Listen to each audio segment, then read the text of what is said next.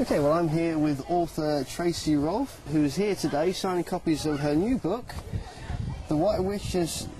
I'm so sorry, I'm going to get that wrong. Spit On, and The Stone of Destiny. Now this is part 3 of a series, isn't it? It is indeed, yeah. I've written 3 books. I'm just currently writing the 4th book at the moment.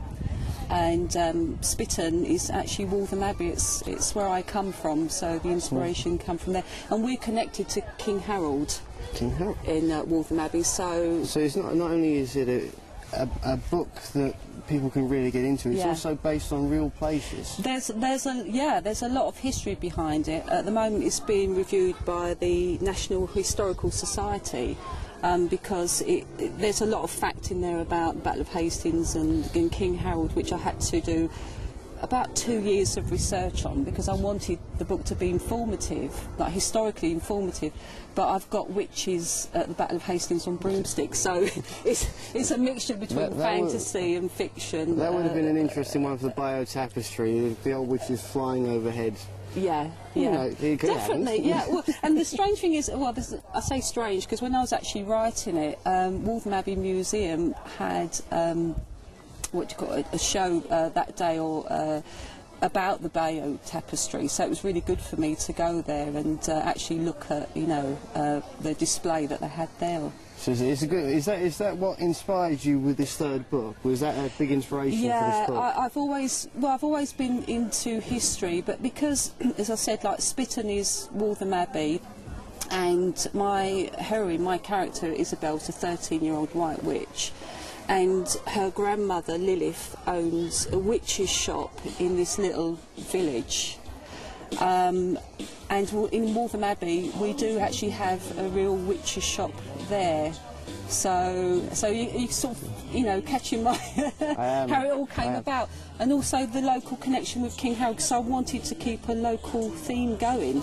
So I mean, it's certainly refreshing. I mean, is this a children's book, or is this a book for people of all ages? Well, I do obviously book signings throughout the country, and they are in Waterstones. And when I do my book signings, I do actually have adults, you know, that gravitate towards them as well. So it's not just a tale for one age group; it's a tale for all ages. Yeah, it is.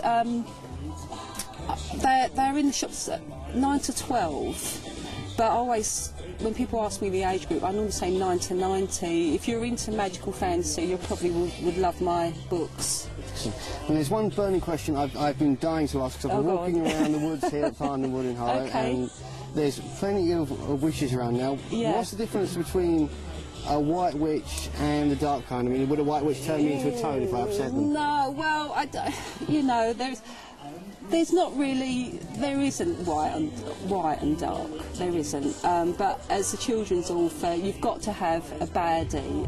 The main character in my first 2 books, who was the bad wizard, was a character called Carlad. And I talk about the fact that he works for the dark side, you know, so black and white, good and evil. I mean, is there a sort of a theme to the bad guys? I mean, are they after anything specific, or are they just big, mean, crush everything? Yeah, do that as well. The first book, which is The White Witch of Spitton and the Serpent of Anata, which is that came out. This first one. Yeah, that came out in the shops in 2007, and you can see my character Isabel on the front there. And the Serpent of Anata is an ancient relic. And the bad wizard in that book is called, say, Carlad. He wants to find the ancient relic. So yeah, so there is, you know, a race between him and Isabel. So he wants to find this relic in that particular book. So it's the age-old challenge of good versus evil. And good always wins. And yeah, so good has to win, otherwise the world would be in a lot of trouble. Yeah, it has to. But they're very magical, and so I always put lots of research into my books, especially on the first one, where I've never been to Egypt, so I did do lots of research on, you know, on Egypt. Excellent. I mean, what would you like to see to happen to these books in? I mean, is there an overall aim for this series? My dream, I mean, my dream is already taken fruition, but my dream would ultimately be for them to be put onto film. I mean, I would certainly That's watch my biggest dream. When these become film, I will be the first in the line of the cinema. Thank you. You're going to go for one of the characters, like a wizard or a bad wizard or I think a if I good had to play wizard. character, I'd be a bad wizard. I like being a bad guy. Okay, Yeah, I think that wraps up today, so we're about out of time. Thank you so much for talking to us. Thank you. It's been a pleasure. Our last question for you today is, if you want to get a copy of your book, where can we go to get it? You can. They're all over the internet, so you can Google me and the books on the internet. I do have my personal website. Also, Amazon is where they actually are available on Kindle as well, because you know the new technology now, the new age is all about iTunes and Kindle, so you can download them as well. Excellent. And I do have a Facebook page as well, so people can check out what I'm doing and where my books are.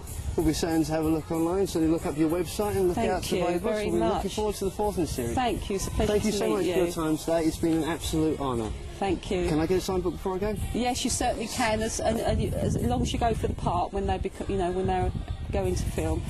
I'm a little scared now.